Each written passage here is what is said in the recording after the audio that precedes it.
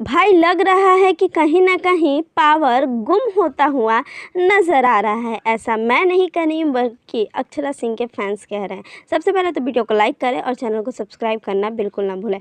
इस समय अक्षरा सिंह, ज्योति सिंह और पवन सिंह की काफ़ी ज़्यादा तुलना हो रही है। तुलना इसलिए हो रही है कि कल अक्षरा सिंह एक चुनाव प्रचार में गई थी, आज वो पुष्पाराज के ट्रेलर में जाने वाली हैं।